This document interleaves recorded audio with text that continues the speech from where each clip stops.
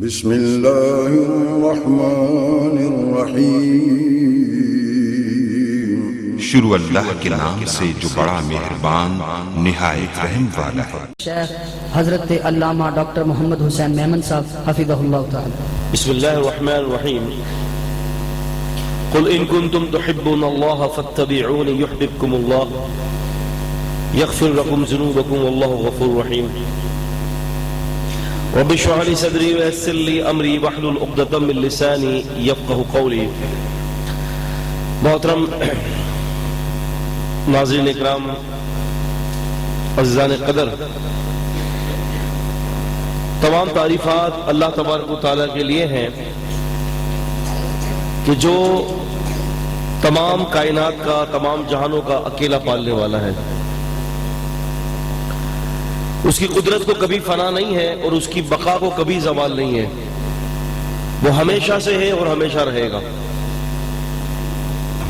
ساری کائنات کا نظام چلانے والا،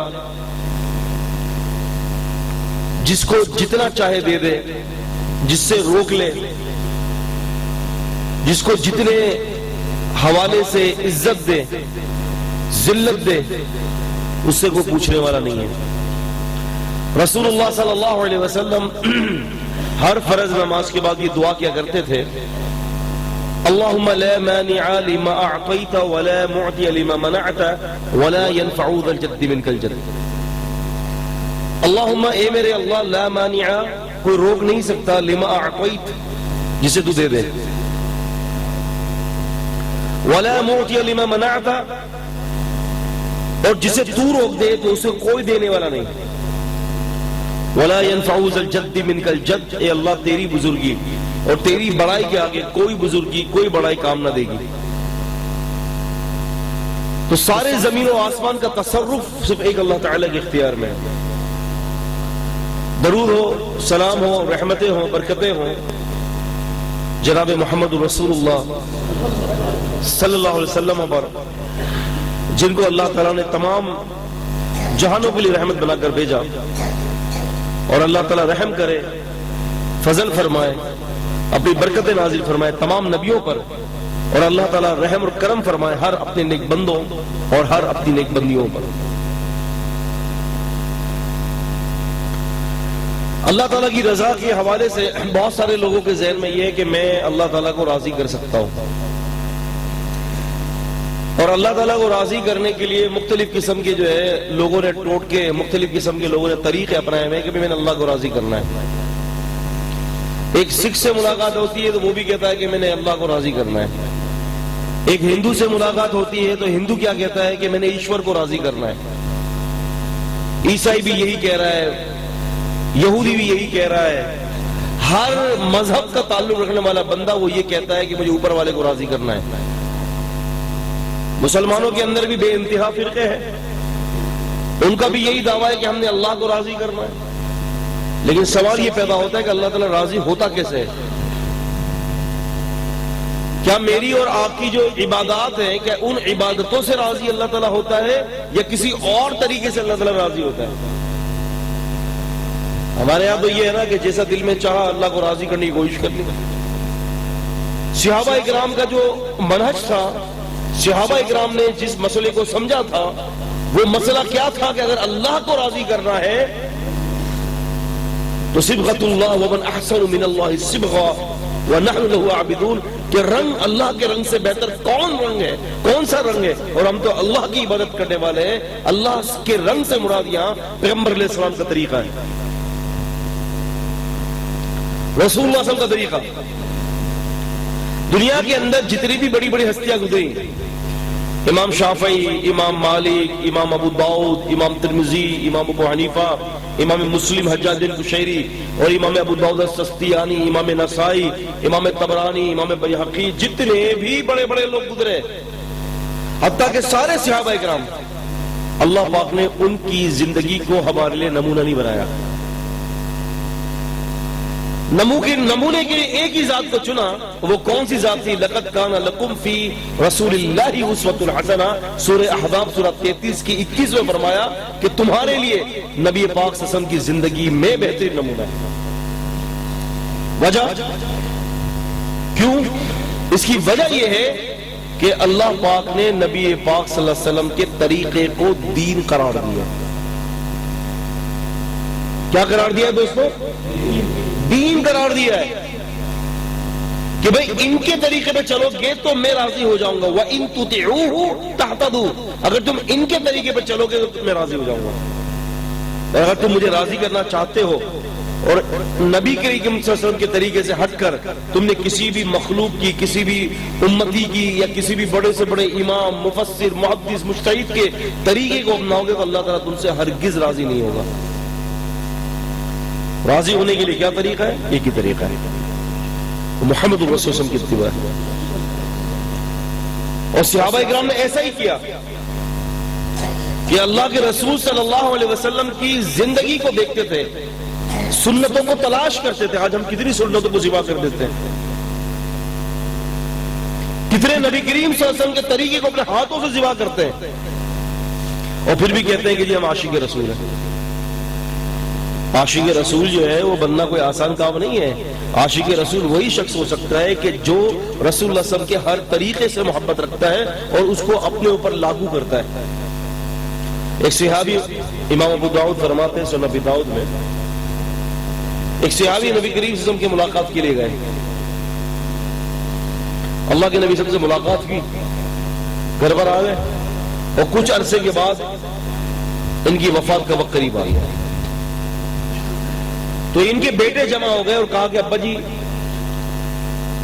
آپ سے ایک سوال کرنا ہے، وہ یہ ہے کہ جب آپ رسول اللہ سے مل کر آئے تھے تو ہم نے یہ دیکھا کہ آپ کے اوپر کا جو گریبان ہے وہ نبی علیہ السلام کی ملاقات کے بعد اوپر کا گریبان آپ کبھی بھی بند نہیں کرتے، اوپر کا گریبان آپ کا کھلا ہوا ہوتا ہے. ابا جی یہ کیا وجہ ہے؟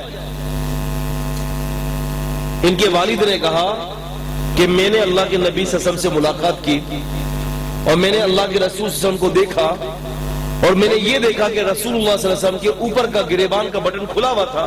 مجھے نہیں پتا کہ آپ نے کس وجہ سے کھولا تھا، گرمی کی وجہ سے کھولا یا کس وجہ سے کھولا. میں نے جس حلیے مبارک کے اندر جس طریقے میں آپ صلی اللہ علیہ وسلم کو دیکھا تھا آج مرتے دم تک اسی طریقے پر ہوں.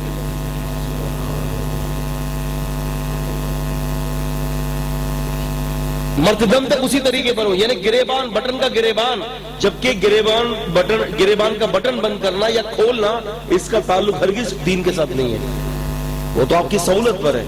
لیکن صحابہ اکرام اتنی چھوٹی چھوٹی سنتوں کو تلاش کیا کرتے تھے. عبداللہ بن عمر راستے میں جا رہے ہیں، حاجت کرنے کے لیے تشریف رکھے. لوگوں نے کہا کہ آپ نے حاجت تو کی نہیں، ایسے بیٹھ کے کھڑے ہو گئے. کہا کہ میں نے رسول صلی اللہ علیہ وسلم کو ایسے یہاں کرتے ہوئے دیکھا تھا، آپ کی اتباع میں کر رہا ہوں. ایک حدیث میں آتا ہے رسول صلی اللہ علیہ وسلم خطبہ دے رہے تھے اور یہ خطبہ آپ کا جمعے کا تھا. عبداللہ بن مسعود رضی اللہ عنہ باہر سڑک سے گزرے. اب سڑک سے جب باہر گزرے ہیں تو اندر سے اللہ کے رسول صلی اللہ علیہ وسلم کی آواز آئی ان کو کہ بیٹھ جاؤ.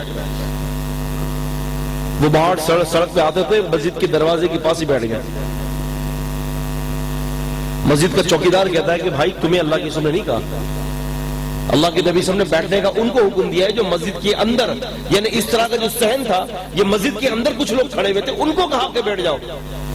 عبداللہ بن مسعود رضی اللہ عنہ فرماتے ہیں کہ میں خود بھی اس بات کو سمجھتا ہوں کہ یہ مجھے حکم نہیں دیا گیا، لیکن بات یہ ہے کہ میرے کانوں میں نبی پاک کا حکم آ گیا، میں نے سنا آپ نے کہا بیٹھ جاؤ، اب میرا کام یہی ہے کہ میں بیٹھ جاؤں. میں سوچوں نہیں کہ کس کو حکم دیا گیا، کس کے لیے حکم دیا گیا ہے. تابع بندہ تو ایسا ہوتا ہے کہ جیسے ہی محبوب کا حکم آ جائے فوراً کی فوراً تابعداری کر لے. یہ طاعت ہے. یا ایھا الذین آمنوا اطیعوا اللہ واطیعوا الرسول، اے ایمان والو اللہ اور اس رسول کی اطاعت کرو. یا ایھا الذین آمنوا اطیعوا اللہ واطیعوا الرسول ولا تبطلوا اعمالکم، اے ایمان والو اللہ اور اس رسول کی اطاعت کرو اور اپنے اعمال کو برباد مت کرو. یہ اطاعت رسول اللہ صلی اللہ علیہ وسلم کی. صحابہ کرام تلاش کرتے تھے نبی کریم صلی اللہ علیہ وسلم کے طریقے کو کہ بھئی جو رسول صلی اللہ علیہ وسلم کا طریقہ جس مسئلے میں ہو اس کو کیا جائے. اس کی وجہ یہ ہے عزیزان قدر کہ اللہ کی رضا یاد رکھیں نبی علیہ السلام کے طریقے میں،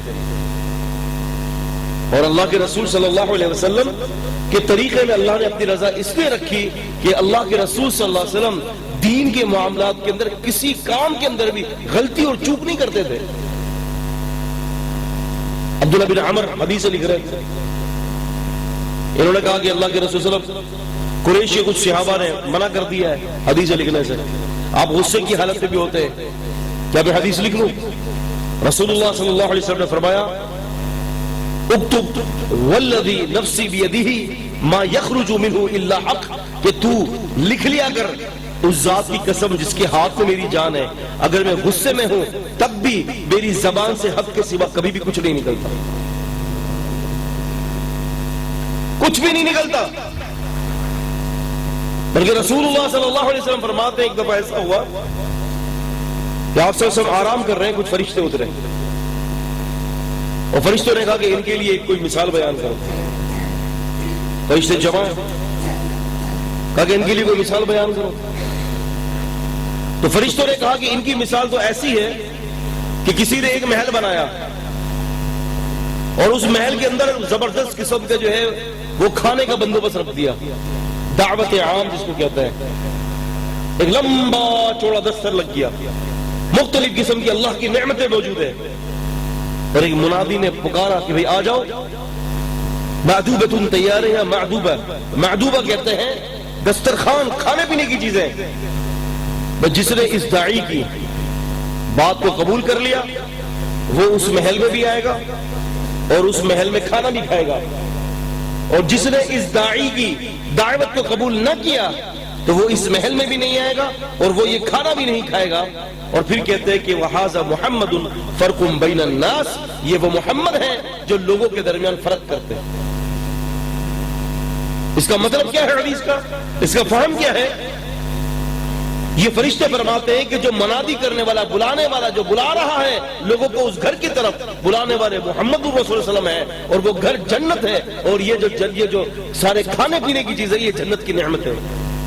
جس نے رسول صلی اللہ علیہ وسلم کی بات مانی، قبول کر لی، جنت میں بھی آئے گا اور جنت کی نعمتیں بھی کھائے گا، اور جس نے انکار کر دیا وہ جنت میں داخل نہیں ہوگا۔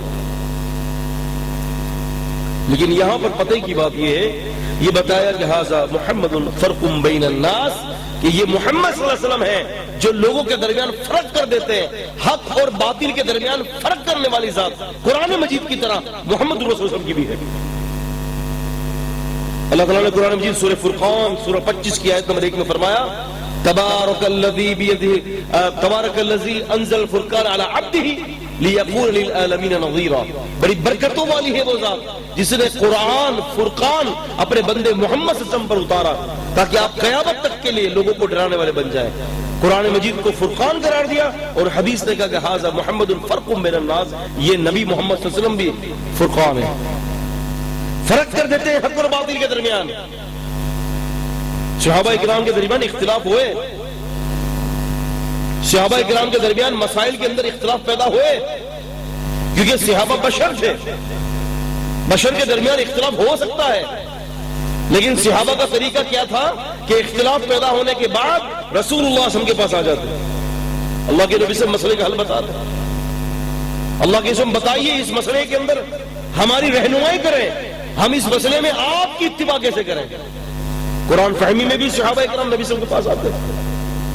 ایک دفعہ ایک آیت نازل ہوئی قرآن مجید کی، سورہ انعام سورہ نمبر 6 کی آیت نمبر 82، الذین آمنوا ولم یلبسوا ایمانهم بظلم اولئک لهم الامن وهم مہتدون، کہ وہ لوگ جو ایمان لائے اور انہوں نے اپنے ایمان کے اندر ظلم نہیں ملایا، ان کے لیے امن اور یہ ہدایت پر ہے۔ جب یہ آیت اتری تو صحابہ اکرام صحیح بخاری کتاب الایمان جلد نمبر 1 چیپٹر نمبر 2 حدیث کا نمبر 32 ہے، صحابہ اکرام نبی علیہ السلام کے پاس آتے کہتے کہ اللہ کے رسول قرآن یہ کہہ رہا ہے جنہوں نے اپنے ایمان کے اندر ظلم نہ ملایا یہ لوگ کامیاب ہیں۔ اے اللہ کے رسول ہم میں سے کون ایسا ہے جسے ظلم نہیں ملایا؟ ہر کوئی اپنے اوپر ظلم کرتا ہے، ہمارے لیے نجات نہیں ہے کیا؟ اللہ کے نبی نے فرمایا کہ نہیں، جو تم سمجھ رہے ہو قرآن کی آیت کی منشا اور اس کا مطلب وہ نہیں ہے جو تم سمجھ رہے ہو۔ پتہ چلا کہ قرآن کی آیت کی منشا کی تعبیر میں صحابہ سے غلطی ہوئی. آپ نے فرمایا کہ اس کا مطلب وہ ہے جو لقمان نے اپنے بیٹے سے وصیت کی تھی, یا بنی لا تشرک باللہ ان الشرک لظلم عظیم, بیٹے شرک نہ کرنا کیونکہ شرک ظلم عظیم ہے. اس سے کیا پتہ چلتا ہے کہ صحابہ اکرام اپنے اختلافات کو رسول اللہ صلی اللہ علیہ وسلم کی طرف لوٹاتے تھے, رسول اللہ صلی اللہ علیہ وسلم کی بات کی تصدیق کرتے تھے. جب رسول اللہ صلی اللہ علیہ وسلم معراج سے تشریف لائے, آپ صلی اللہ علیہ وسلم نے لوگوں کو بتایا میں نے جنت کی سیر کی ہے, میں نے جہنم کی سیر کی ہے, میں نے جہنم کو بھی دیکھا, جنت کو بھی دیکھا ہے, سدرۃ المنتہا تک گیا. رسول اللہ صلی اللہ علیہ وسلم فرمایا کہ میں مکے سے بیت المقدس بھی گیا تھا, وہاں بیت المقدس کے اندر مسجد اقصیٰ کے اندر دیکھا, وہاں نماز پڑھائی تمام نبیوں کو. یہ ساری باتیں آپ نے بتائی. ابو جہل کی یہ بات سمجھ میں نہیں آئی. ابو جہل جو ہے اس کی بات سمجھ میں نہیں آئی. بولے ایسے کیسے ہو سکتا ہے کہ ایک آدمی رات کے حصے میں مکے سے چلے اور مسجد اقصیٰ پہنچے, ہزاروں کلومیٹر کا سفر طے کرے, پھر ہزاروں کلومیٹر کا سفر طے کر کے واپس آ جائے. رات کے کچھ حصے میں اس وقت سواری کے لیے کیا تھا, گھوڑا, کھچر اور اونٹ, ان تینوں سواریوں پر ایک بندہ جاتا ہے اور پھر واپس آتا ہے, ممکن ہے ہی نہیں. اس کو سمجھ میں نہیں آئی یہ بات, بولا نہیں ہو سکتا ایسا. ابو بکر رضی اللہ عنہ کو روک لیا. ابو بکر کہا کہ جی, کہا کہ آپ کے ساتھی کیا کہہ رہے ہیں, آپ کے نبی کیا کہہ رہے ہیں کہ رات کے کچھ حصے میں بیت المقدس گئے اور پھر واپس بھی آ گئے, ایسے کیسے ممکن ہے؟ ابو بکر رضی اللہ عنہ نے فرمایا کہ یہ بات کس نے کہی تم سے؟ کہا کہ رسول اللہ صلی اللہ علیہ وسلم فرماتے ہیں, تمہارے نبی فرماتے ہیں. کہا کہ اگر میرے نبی نے کہا تو حق کے سوا کچھ نہیں کہا. صحیح کہا. تو پھر کہنے لگے, ابو جہل نے کہا کہ عقل سے سوچو ابو بکر, ایسے کیسے ہو سکتا ہے؟ ابو بکر رضی اللہ عنہ نے فرمایا کہ اللہ کی قسم, ابو بکر کی عقل تسلیم کرے کہ نہ کرے, ابو بکر کا ایمان تسلیم کرتا ہے کہ میرا نبی حق کے سوا کچھ نہیں کہتا. ایمان بالغیب یہ ہے, الف لام میم ذالک الکتاب لا ریب فیہ ھدی للمتقین الذین یؤمنون بالغیب ویقیمون الصلاة ومما رزقناہم ینفقون. الف لام میم متقطعات کے بعد فرمایا کہ یہ کتاب کوئی شک نہیں ہے, اور اس کتاب کے حوالے سے فوراً آگے بتا دیا کہ تم کتاب کے اوپر ایمان لاؤ, غیب پر ایمان لاؤ, کیونکہ اگر دیکھ کر ایمان لاؤ گے تو وہ پھر یؤمنون بالغیب نہیں ہے. نہیں تکبیر نہ کہے سر, خاموش ہے, سمجھے میرے بھائی؟ تو اس سے یہ پتا چلتا ہے کہ رسول اللہ صلی اللہ علیہ وسلم کی ہر بات کو قبول کرنا ہے. آپ دیکھیں نا, ایک صحابی تھے سیدنا خزیمہ رضی اللہ تعالی عنہ, یہ حدیث جو ہے وہ مسند ابی یعلا کے اندر بھی ہے, یہ حدیث جو ہے سنن ترمذی کے اندر بھی ہے. رسول اللہ صلی اللہ علیہ وسلم نے ایک دیہاتی کے ساتھ جو ہے وہ گھوڑے کا سودا کیا. دیہاتی سمجھتے ہیں نا, دیہاتی کے ساتھ گھوڑے کا سودا کیا. اب سودا ہو گیا, لیکن بعد میں وہ دیہاتی مکر گیا رسول اللہ صلی اللہ علیہ وسلم سے اور کہتا ہے کہ آپ نے میرے ساتھ سودا نہیں کیا, آپ نے میرے ساتھ سودا نہیں کیا, اور اگر آپ نے میرے ساتھ سودا کیا ہے تو آپ کا پھر گواہ کوئی ہونا چاہیے. جبکہ وہ لین دین کے جو کاروبار ہوتے ہیں ہاتھوں ہاتھ جس کے اندر سودے ہوتے ہیں, اس کے اندر گواہوں کی ضرورت نہیں ہوتی. لیکن اس نے یہ کہا کہ اگر آپ کے پاس کوئی گواہ ہے, اگر آپ سچے ہیں اس مسئلے پہ تو کوئی گواہ پیش کرے. اب رسول اللہ صلی اللہ علیہ وسلم کے پاس اس کو گواہ نہیں تھا, کیونکہ لین دین کے جو کاروبار ہاتھوں ہاتھ ہوتے ہیں اس میں گواہ کرنے کی ضرورت نہیں ہوتی. گواہ ہوتا ہے اس پر جو ادھار کے معاملات ہو. اب رسول اللہ صلی اللہ علیہ وسلم کھڑے ہیں, ایک صحابی وہاں پر آئے سیدنا خزیمہ رضی اللہ تعالی عنہ. انہوں نے کہا کہ اللہ کے رسول صلی اللہ علیہ وسلم یہ آپ سے گواہ مانگ رہا ہے, اور اس بات کی گواہی میں دینے کے لیے تیار ہوں کہ آپ نے اس کے ساتھ سودا کیا گھوڑے کا.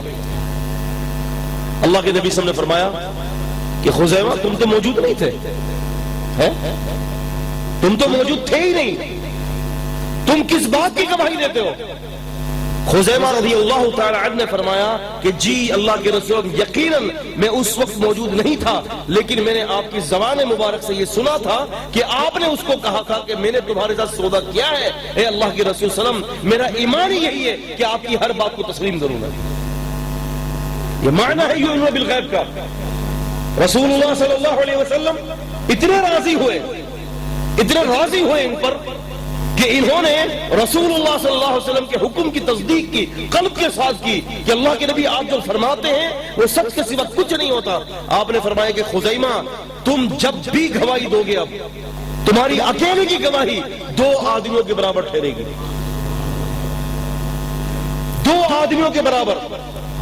اور امام ابن ابی شیبہ رحمہ اللہ کی مسند کے اندر، مسند ابن ابی شیبہ کے اندر ان کی گواہی 4 آدمیوں کے برابر قرار دی گئی۔ وہ کس وجہ سے؟ کبھی سوچا ہے آپ نے؟ بات یہ ہے کہ ایمان کا جو معاملہ ہے نا وہ یہ ہوتا ہے کہ رسول اللہ صلی اللہ علیہ وسلم نے جس بات کا حکم دے دیا، اب ہم نے یہ نہیں سوچنا کہ اللہ کے نبی نے یہ بات کیوں کہی، یہ کیسے کہی۔ پھر جب حدیث کان میں آ جاتی ہے نا اس کے بعد پھر عمل کا سلسلہ شروع ہو جاتا ہے۔ کس کا سلسلہ شروع ہو جاتا ہے؟ عمل کا سلسلہ شروع ہو جاتا ہے۔ آپس میں اختلافات دیکھیں عزیزوں، آپس میں اختلافات، آپس میں معاملات یہ ہوتے رہتے ہیں، لیکن اس کا بہترین شرعی حل یہ ہے کہ اپنے اختلافات کو اللہ کے رسول صلی اللہ علیہ وسلم کے عدالت کے اندر لوٹا دیا جائے۔ آپ جو فیصلہ دیں بس وہ حرف آخر ہے۔ فَإِن تَنَازَعْتُمْ فِي شَيْءٍ فَرُدُّوهُ إِلَى اللَّهِ وَرَسُولِهِ۔ سورہ نساء سورہ 4 کی آیت نمبر 59 میں فرمایا کہ تمہارے اندر اگر کسی بات کا تنازع ہو جائے تو اس کو اللہ اور اس رسول کی طرف لوٹاؤ۔ ذالک خیر و احسن التعویل ہے، اس کا انجام بڑا زبردست ہوگا، بڑا اچھا انجام ہوگا اس کا۔ اس لیے کہ اللہ کے رسول صلی اللہ علیہ وسلم کی ذات گرامی، آپ صلی اللہ علیہ وسلم کی شخصیت، آپ صلی اللہ علیہ وسلم کا قول، آپ صلی اللہ علیہ وسلم کا فعل، آپ صلی اللہ علیہ وسلم کا عمل، آپ کی ایک ایک حرکت کو اللہ تعالیٰ نے قیامت تک کے لیے امت کے لیے ہدایت بھی بنایا اور اس کو محفوظ بھی کر دیا۔ ہمارے یہاں یہ سمجھا جاتا ہے کہ صرف قرآن محفوظ ہے، واللہ صرف قرآن محفوظ نہیں ہے بلکہ قرآن مجید کے ساتھ ساتھ رسول اللہ صلی اللہ علیہ وسلم کے طریقے کو بھی قیامت تک کے لیے محفوظ کر دیا گیا ہے۔ سورۃ الحجر سورہ 15 کی آیت نمبر 9 میں فرمایا اِنَّا نَحْنُ نَزَّلْنَا الذِّكْرَ وَإِنَّا لَهُ لَحَافِظُونَ۔ ہم نے اتارا ہے اس شریعت کو۔ اکثر مفسرین کہتے ہیں کہ ذکر سے مراد قرآن ہے، لیکن اس کا جو مرسوخ ترجمہ ہے وہ یہ ہے کہ ذکر سے مراد مکمل شریعت ہے، کہ ہم نے مکمل شریعت کو نازل کیا ہے اور ہم مکمل شریعت کے محافظ ہیں۔ اور آج آپ دیکھیں کہ قرآن مجید کے ساتھ ساتھ پیغمبر علیہ الصلوۃ والسلام کے فیصلے، آپ کا قول، آپ کا فعل، آپ کا عمل، آپ کا ایک ایک طریقہ آج ہمارے سامنے ایسے موجود ہے جس طرح سے قرآن ہمارے سامنے موجود ہے۔ اس میں کوئی فرق نہیں ہے، اور صحابہ فرق نہیں کرتے تھے، صحابہ کے نزدیک یہ فرق نہیں تھا۔ محدثین فرماتے ہیں، ابن ابی عاصم فرماتے ہیں اور دیگر ائمہ والمحدثین کا کہنا یہ ہے کہ ہمارے نزدیک وجوب کے اعتبار سے، عمل کے اعتبار سے سنت جو ہے وہ قرآن کریم کی طرح ہے۔ کیوں کہ یہ دونوں اللہ تعالیٰ کی طرف سے نازل کی بھی وہی ہے۔ رسول اللہ صلی اللہ علیہ وسلم فرماتے ہیں، سنن ابی داؤد کے اندر حدیث ہے، 4093 حدیث نمبر ہے، آپ نے فرمایا الا انی اوتیت الکتاب الا انی اوتیت القرآن ومثل معه، مجھے قرآن کے ساتھ ساتھ اس جیسی ایک اور بھی چیز دی گئی ہے، اور وہ کیا ہے؟ نبی صلی اللہ علیہ وسلم کا طریقہ ہے۔ تو بھائی بات یہ ہے کہ اللہ کی رضا اگر کوئی چاہتا ہے تو نبی صلی اللہ علیہ وسلم کی اتباع کرے۔ میرے اور آپ کے طریقے میں اللہ کی رضا نہیں ہے۔ رسول اللہ صلی اللہ علیہ وسلم کے پاس 3 شخص آئے، آپ صلی اللہ علیہ وسلم غیر حاضر تھے، ہماری ماں کے پاس 3 صحابی آئے، پھر انہوں نے رسول اللہ صلی اللہ علیہ وسلم کی عبادت کے حالات پوچھے۔ اب آپ کو معلوم ہے کہ نبی علیہ السلام کی عبادت میں شوق، آپ کی عبادت میں اللہ سے تعلق کتنا گہرا تھا۔ تو جب انہوں نے نبی کریم صلی اللہ علیہ وسلم کی عبادت کا حال معلوم کیا تو اپنی عبادتوں کو نبی پاک کی عبادت کے سامنے حقیر جانا۔ تو اس میں سے ایک نے کہا کہ دن بھر روزہ رکھوں گا، یعنی کبھی بھی بغیر روزے کے نہیں رہوں گا، اور دوسرے نے کہا رات کو سونا نہیں، میں عبادت پر عبادت کرتا رہوں گا، اور تیسرے نے کہا کہ میں شادی نہیں کروں گا۔ کیونکہ بسا اوقات نکاح کرنا جو ہے مصروفیت کا جو ہے وہ ایک ذریعہ بن جاتا ہے، بندہ مصروف ہو جاتا ہے. یا ایھا الذین آمنوا ان من ازواجکم واولادکم عدو لکم فاحذروہم. تو بسا اوقات یہ اولاد، یہ بیوی بچے فتنے کا بھی باعث بن جاتے ہیں. تو صحابہ نے فرمایا کہ ایک صحابی نے فرمایا کہ میں جو ہوں نا شادی نہیں کروں گا. اب رسول اللہ صلی اللہ علیہ وسلم تشریف لائے. آپ سے میں پوچھا کہ فلاں فلاں نے آپ کو بتایا گیا کہ 3 صحابہ ہیں انہوں نے اس طرح سے قسمیں کھائی. رسول اللہ صلی اللہ علیہ وسلم نے فرمایا کہ اے فلاں کس نے یہ بات کہی؟ آپ نے فرمایا کہ میں رات کو قیام بھی کرتا ہوں اور سوتا بھی ہوں. کیا کرتا ہوں؟ قیام کرنے کے بعد سوتا بھی ہوں. آپ نے فرمایا کہ میں روزہ بھی رکھتا ہوں اور افطار بھی کرتا ہوں. رسول اللہ صلی اللہ علیہ وسلم فرماتے ہیں کہ میں نکاح بھی کرتا ہوں، کیونکہ جو میرے طریقے سے منہ موڑتا ہے فمن رغب عن سنتی فلیس منی، جو میرے سنت سے میرے طریقے سے منہ موڑتا ہے وہ مجھ سے نہیں، یعنی وہ میرے طریقے پر نہیں ہے. میرا طریقہ یہ نہیں ہے. آدمی تو یہ سمجھتا ہے کہ میں ایک ٹانگ پر کھڑے ہو کر قرآن پڑھ کے اللہ کو راضی کر دوں گا، لیکن اللہ کی نزدیک یہ اصطلاحات نہیں ہے. اللہ تعالیٰ یہ کہتا ہے کہ اگر تم نے مجھے راضی کرنا ہے تو میرے نبی کے طریقے پہ چلو. نبی نے شان کا طریقہ، رسول اللہ صلی اللہ علیہ وسلم نے جو احکامات جاری کر دیے وہ طریقہ اللہ کی نزدیک قابل قبول ہے. تو اللہ کے راضی کرنے کے لیے لمبے لمبے چلے کر رہا ہے، لمبے چلے کر رہا، اللہ تعالیٰ کو راضی کرنے کے لیے من گھڑت دعائیں پڑھنا، اللہ کو راضی کرنے کے لیے من گھڑت درود پڑھنا. اللہ کی قسم اللہ تعالیٰ ان من گھڑت چیزوں سے کبھی بھی راضی نہیں ہوگا، اگرچہ بظاہر وہ عمل انتہائی مشقت والا اور انتہائی خوبصورت ہی کیوں نہ ہو، لیکن اللہ کے نزدیک وہ عمل قابل قبول ہے جو رسول اللہ صلی اللہ علیہ وسلم سے ثابت ہو. ہمارے یہاں آپ کو پتہ ہے ایک عجیب دوڑ لگی ہوئی ہے، اپنی طرف سے جو ہے وہ نمازیں بنا لیتے ہیں، اپنی طرف سے درود بنا لیتے ہیں، اپنی طرف سے دعائیں بنا لیتے ہیں، اور پھر اچھا اپنی طرف سے بنا دیتے ہیں، فضیلتیں بھی اپنی طرف سے گڑھ دیتے ہیں.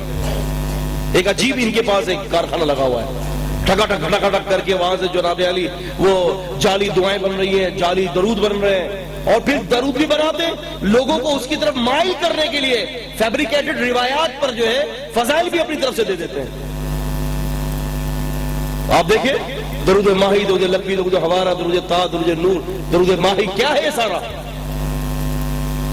اپنی طرف سے درود گھڑ لیے اور پھر گھڑنے کے بعد فضیلتیں بھی دے دی. ایک آدمی مچھلی فرائی کر رہا تھا، آپ نے دیکھا یہ پنج سورہ وغیرہ، یہ کتنے پرانے ہمارے 5 سورہ 8 سورہ، اور اس کے اندر جو درودوں کی لائن لگی ہوئی ہے، دلائل خیرات دیکھ لیں آپ. تو اس میں کیا لکھا ہوتا ہے کہ یہ ایک آدمی جو ہے نا مچھلی کو فرائی کر رہا تھا. مچھلی فرائی نہیں ہو رہی، باہر نکل کے مچھلی کہتی کہ تو مجھے جلا نہیں سکتا کیونکہ میں درود ماہی پڑھتی ہوں. اندازہ کریں، درود بھی گھڑا اور شوق پیدا کرنے کے لیے فضیلت بھی گھڑ دی. اور بھائی بات یہ ہے، سیدھا اور کلیئر کٹ جواب یہ ہے، اللہ تعالیٰ ان درودوں سے راضی نہیں ہوتا. اللہ تعالیٰ کو نہیں چاہیے ایسے درود. اللہ تعالیٰ کو وہ عمل چاہیے جس پہ رسول اللہ صلی اللہ علیہ وسلم کی مہر ہو، جس میں اللہ کے نبی صلی اللہ علیہ وسلم کی اجازت ہو. اگر اللہ کے رسول نے وہ کام کیا ہے، آپ نے اس کام کی ترغیب دی ہے، آپ علیہ الصلوۃ والسلام سے وہ کام ثابت ہے، تو وہ کام آپ کریں. اگرچہ وہ کام عزیزان گرامی مقدار کے اعتبار سے، مشقت کے اعتبار سے کم ہی کیوں نہ ہو، اگر وہ سنت کے مطابق ہے تو انشاءاللہ وہ کام، وہ عمل آپ کو جو ہے آخرت کے عذاب سے نجات بھی دے گا. اور سمجھ رہے وہ آپ کو نجات دے گا. کیوں؟ کہ وہ طریقہ رسول اللہ صلی اللہ علیہ وسلم ثابت ہے. لیکن میں کہا کرتا ہوں نا، بلال حبشی رضی اللہ عنہ کو فرمایا تھا رسول نے، بلال کیا عمل کرتے ہو؟ جنت کے اندر اپنے سے آگے تمہاری قدموں کی آہٹ سنی ہے. انہوں نے کہا کہ اللہ کی قسم کوئی بڑا عمل نہیں کرتا، آپ ہی سے میں نے سنا تھا وضو کے بعد 2 رکعت کو ادا کر لو. میں وہ ہمیشگی کے ساتھ وضو کے بعد 2 رکعت پڑھتا ہوں، بس یہی کرتا ہوں. اس کی فضیلت یہ ہوئی کہ یہ دنیا میں ہے، لیکن اللہ کے نبی نے ان کی قدموں کی آہٹ جنت کے اندر سنی. یہ کیا تھا؟ وہ عمل جو رسول اللہ صلی اللہ علیہ وسلم سے ثابت ہو، وہ عمل۔ تو بھائی بات یہ ہے کہ اللہ کے نبی کریم صلی اللہ علیہ وسلم کے جو فیصلے ہیں، آپ کے جو حکم ہیں، وہی امت کی ہدایت کا ضامن ہے، اور حقیقت کے اندر اسی کے اندر اللہ نے ہدایت کو ڈال رکھا ہے۔ ہدایت اور کہیں نہیں ہے۔ اگر کوئی کہے کہ ہدایت فلاں کے طریقے میں ہے، ہدایت فلاں شخص کے طریقے میں ہے، ہدایت فلاں مجتہد کے طریقے میں ہے، محدث کے طریقے میں ہے، تو اس کی بات بہت بڑی غلط بات ہے۔ کیوں؟ کہ رسول اللہ صلی اللہ علیہ وسلم کے طریقے میں اللہ نے ہدایت کو رکھا ہے۔ تو اس بات کو، اس پیغام کو ذہن نشین کر لیں کہ اگر اللہ تعالیٰ کی رضا چاہیے تو اس کا ایک ہی طریقہ ہے، اور وہ طریقہ یہ ہے جناب محمد رسول اللہ صلی اللہ علیہ وسلم کی اتباع کرنا ہے۔ کس کی اتباع کرنا ہے؟ رسول اللہ صلی اللہ علیہ وسلم کی۔ کوئی بھی عمل ہو، دیکھیں کوئی بھی عمل ہو، سب سے پہلے یہ دیکھنا ہے کہ یہ عمل اللہ کے رسول سے ثابت ہے کہ نہیں ہے۔ آپ سمجھ رہے ہیں میری بات؟ سب سے پہلے یہ دیکھنا ہے کہ یہ کام اللہ کے نبی صلی اللہ علیہ وسلم سے ثابت ہے کہ نہیں ہے۔ اگر اللہ کے نبی صلی اللہ علیہ وسلم سے کام ثابت نہیں ہے، اللہ کی قسم اس کو چھوڑ دیں، اس میں خیر نہیں ہے۔ خیر اسی عمل کے اندر اللہ تعالیٰ نے رکھا ہے جو چیز اللہ کے رسول صلی اللہ علیہ وسلم سے ثابت ہو۔ اور یہی اس آیت کے اندر ان کنتم تحبون اللہ فاتبعونی، یا متکلم اگر تم اللہ سے محبت کرتے ہو تو اس کا طریقہ یہ ہے کہ تم میری اتباع کر لو۔ جب تم میری اتباع کرو گے تو تم چاہے اللہ کی محبت کے دعوت کرو کہ نہ کرو، اللہ تعالیٰ خود تم سے محبت رکھے گا۔ اللہ تعالیٰ سے دعا کرتے ہیں، دوسرے بزرگ علماء بھی تشریف لائے ہیں، اللہ تبارک و تعالیٰ ان چند باتوں کو ہمارے لیے بطور ایک ہدایت کا ذریعہ بنا دے۔ اللہ تبارک و تعالیٰ جو ہے ہمیں صحیح دین پر چلائے۔ دیکھیں دین اس چیز کا نام نہیں ہے جو مجھے اور آپ کو اچھا لگے، جو ہمارے آبا و اجداد کو اچھا لگے، ہمارے بزرگوں کو اچھا لگے۔ دین اس چیز کا ہرگز نام نہیں ہے۔